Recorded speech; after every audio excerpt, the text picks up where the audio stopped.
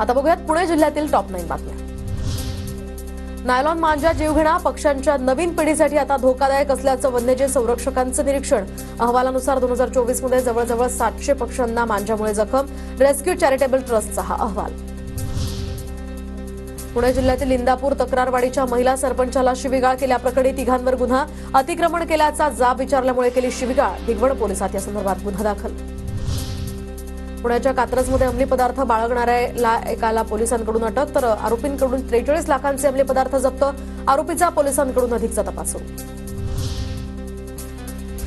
पीएमपीच्या नव्या बस प्रवाशांच्या लवकरच आता सेवेमध्ये ते येणार, तर ठेकेदारांमार्फत 420 बस आणि स्वमालकीच्या 200 बसेस घेण्याचा पीएमपी प्रशासनाचा निर्णय।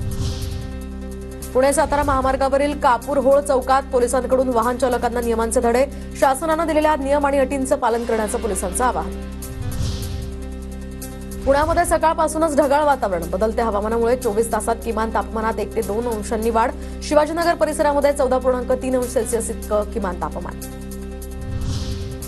बारामतीमधील कृषी प्रदर्शनात चांगल्या दर्जाच्या टोमॅटोचं आता देशी वाण उपलब्ध, तर खुल्या पद्धतीनं अधिक दर्जेदार आणि अधिक उत्पादन देणारा हा टोमॅटो, काळा टोमॅटोसह 29 प्रकारचे देशी वाण उपलब्ध।